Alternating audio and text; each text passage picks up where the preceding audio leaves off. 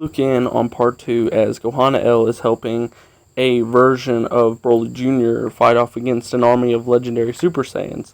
Since in this timeline it was Broly who was born as the legendary Saiyan. However, his body released fumes and energy that would cause other Saiyans and other people, not even Saiyans, to transform into legendary Saiyans. And now you have an army of basically Brolys, and the original Broly is now God Broly. So, yeah, she's having a great day. So she and Broly Jr. are running from planet to planet, avoiding these Brolys, trying to fight them off, as they are literally the last line of defense for this timeline. And if they lose, the time distortion will happen, and it could cause some nifty side effects. However, if they can kill enough of the Brolys, then the time distortion wouldn't be as big. However, this is where we switch over to Xeno 10 and Rayo. Xeno 10 tells him that the Kryptonians hardly ever exist. They exist in one third of the multiverse, and they don't even know about the other 2/3 that the Kaioshin has just been like, those exist. So, what are they going to do? So, Rayo tells him that they're going to go back to the origin of time using the forbidden secret scroll and travel back there and learn of the Kryptonians, and they'll even find the Hakaishin and the angel that the Supreme Kai of Time or the Kaioshin of Time was supposed to have, and see what's going on. It will give us a lead on that, and it will give us a lead on the Kryptonians. There you go. Problem solved. Xeno 10 says that they don't got to steal the scroll. All they got to do is let him use a transformation. And then Xeno 10 hits his Omnitrix and transforms into Clockwork, and he uses Clockwork to scan the scroll and tap into that energy, and then transforms back to normal. He tells Rayo that, hey, let's back up. I have the scroll. We can go to any point in time. I'm locked onto that specific point. Let's roll. So Xeno 10 then transforms back into Clockwork after they leave, and teleports to that point in time, which they are met by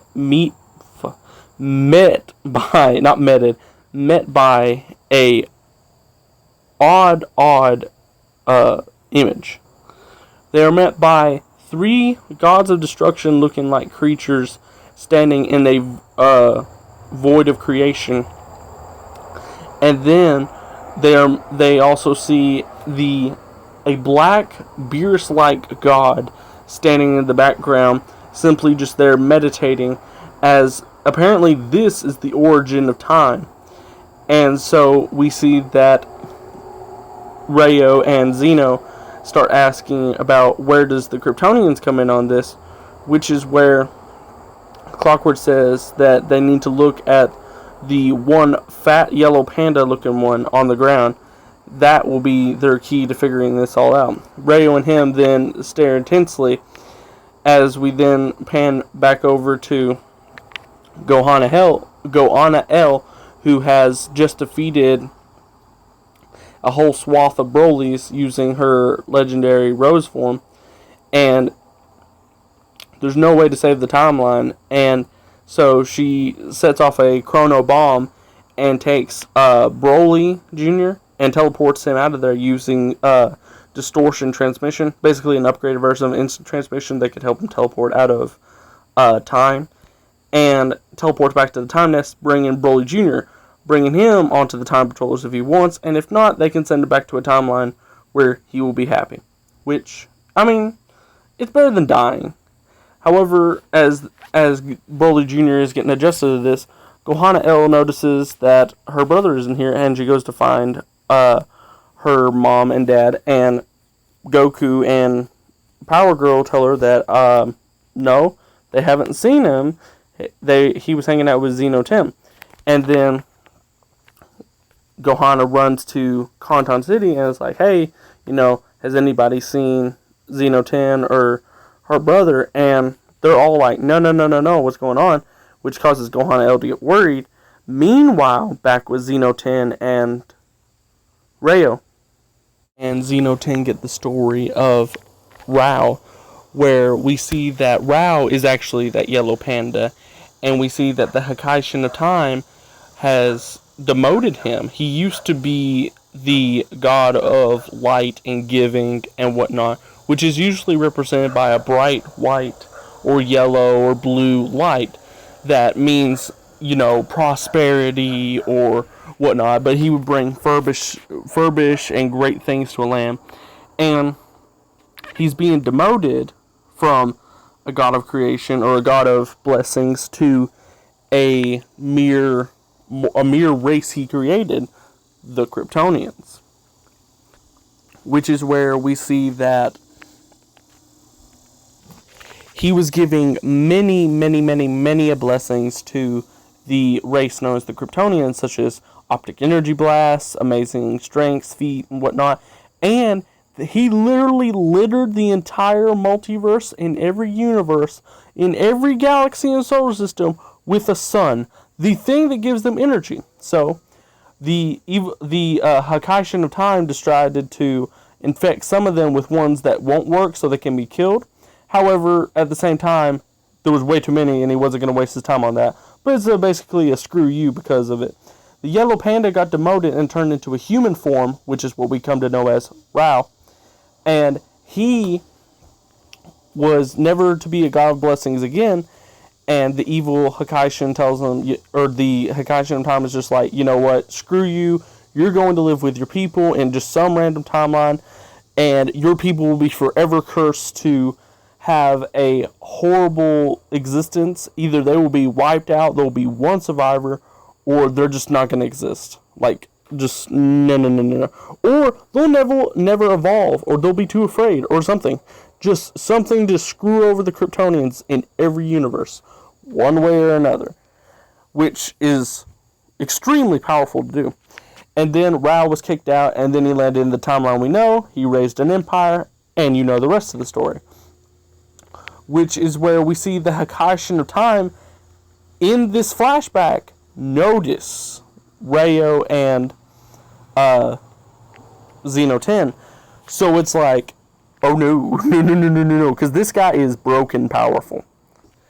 Like, the Kaioshin of Time is supremely powerful and can summon like a Time Warriors and Time Patrol and whatnot. The Hakaishin has God of Destructions as his freaking Time Patrol. Like his Time Patrol. So yeah, he's broken. But he notices them, although the other people that are in the realm, like the other little mini gods of destruction, they don't notice him. But Xeno 10 and Rayo get ready for a fight, and the Hakaishin of Time tells him, like, you're not supposed to be here. So he starts to fight them, and like he overpowers them like that. Like, literally, he backhands Rayo and sends him into the floor. There's nothing he can do. And then Xeno 10 activates Clockwork and goes ultimate. Nothing. The time stuff doesn't work on him. And the Hakaishin tells him he is time at this point. Like, he can literally erase whole timelines by blinking. And he's going to attack him with a time-based character. Why doesn't he use that secret transformation he keeps talking about in his mind? The one he's been saving for certain occasions. And Xeno 10 is completely blown back by this. And all we see is a giant flash of light and a glimpse of a character.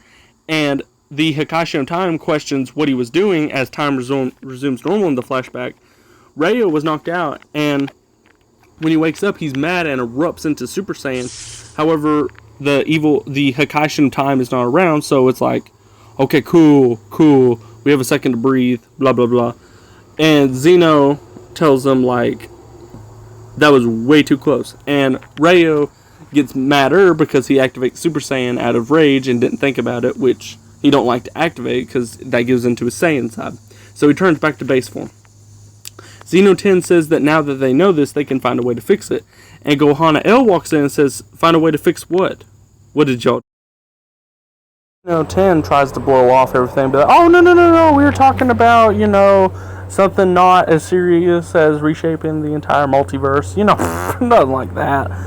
But Rayo tells her up front that, they're planning on helping reshape the Kryptonians and help them lead the multiverse in a better and stronger path in the future.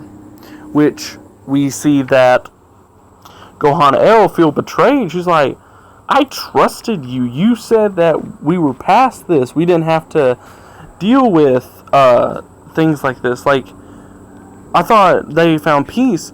And Rayo says there will never be peace as long as their race is being outed and destroyed constantly. And she says, how do you think she feels about the Saiyans? That doesn't mean she goes around and starts conquering or destroying worlds in the name of the Saiyans. She tries to live her own life better, and hopefully people will come to understand that. Rayo puts on the Blue Sun collar and tells Gohanna that he's not playing anymore, and then races in at her as we get a fight between Gohanna L and Rayo, which Xeno 10 watches on and somewhat smirks, but also growls, because he's like, as exciting as this fight is, it isn't in his plan. So we then see that Rayo and Gohanna are basically evenly matched when Rayo is barely trying and Gohanna is in her Super Saiyan form. But when she turns Super Saiyan Love, Rayo has to fight and keep up, which they are jumping back and forth, shattering the entire time nest and shaking it. And Xeno 10 is like, whoa, this is dangerous even for them. Which even gets Kronika's attention, which is the Supreme Kai of Time, in case you forgot. And she's like, what the heck is going on? And so Xeno 10 decides to transform into Clockwork again, and then pauses them in time, and then teleports them to a different space.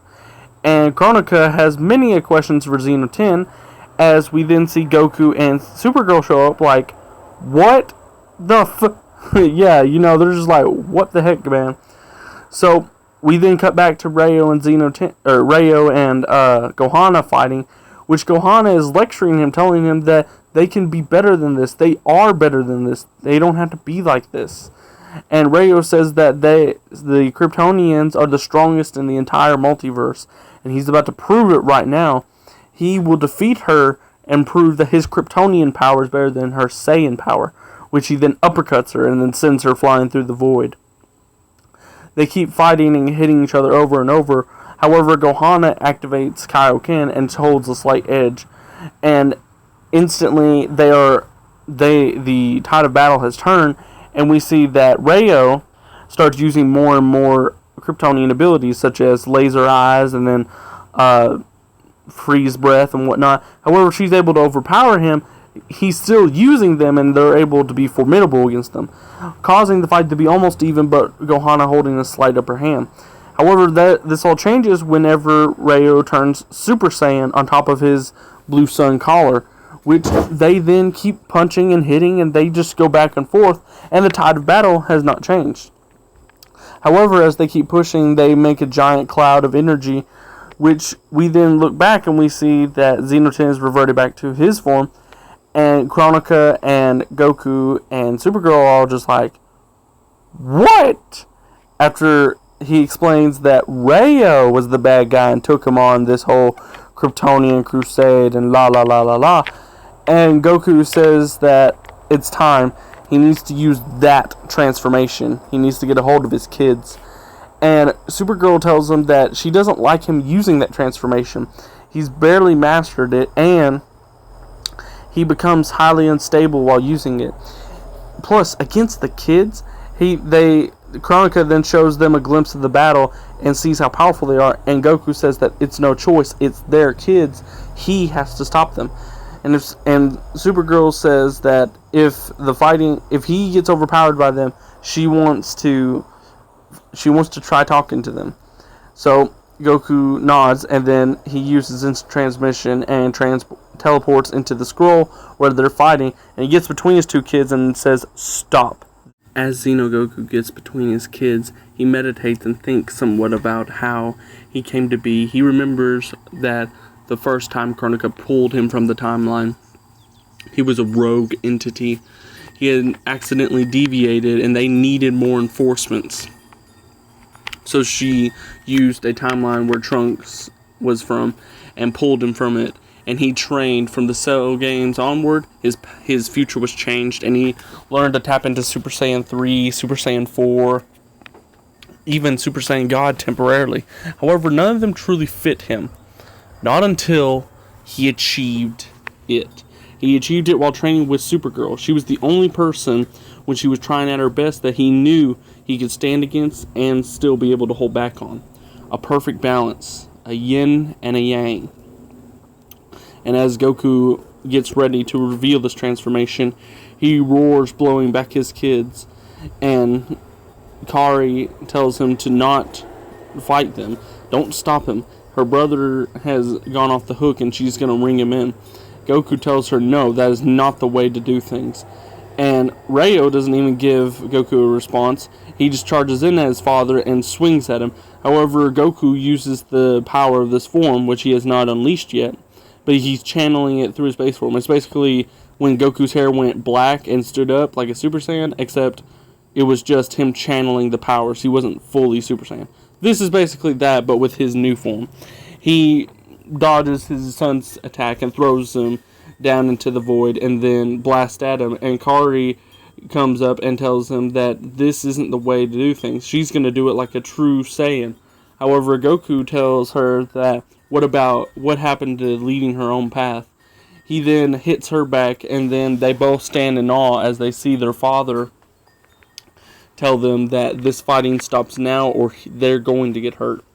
So Ryo and Kari get ready to defend their ideologies. However, Goku says that he knows a better way, and then finally erupts into the ultimate transformation, Super Saiyan 5, at full mastered potential. And he is way more powerful than they anticipated.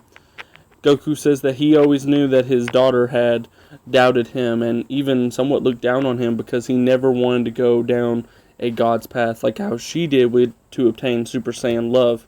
He earned this transformation through merging all of his forms, including the God form, into one perfect power.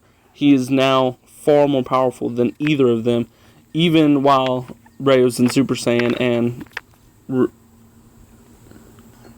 Gohanna is in her Super Saiyan Love Kaioken form, which they both power down at the sight of this form.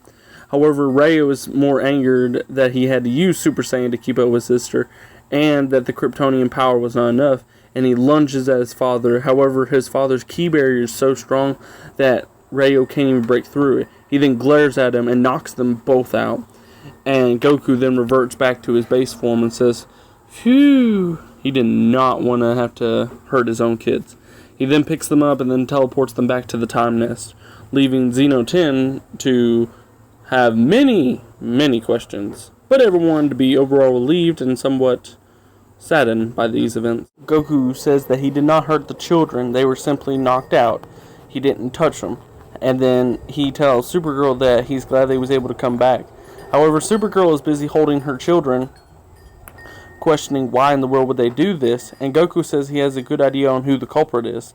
He then powers up a powerful energy blast and fires it at Xeno 10, which he knew that the Omnitrix would use his most powerful transformation to protect him. And he says that while in the void, he could feel some of the ricocheting emotional energies off of Xeno 10 that was on Ryo, and he knew that he had something about this. He's been behind all of this. However, his plans involve Ryo, and he just doesn't know why. And Goku gets ready to see what happens, and Xeno 10 drops the facade and says, you know, I really tried, man. I tried to see the way that y'all think, but really, it's just a joke. He then slams his hand on the watch, turning into Ultimate Alien X. To find out like this, I need more time, more planning. I guess this'll have to do.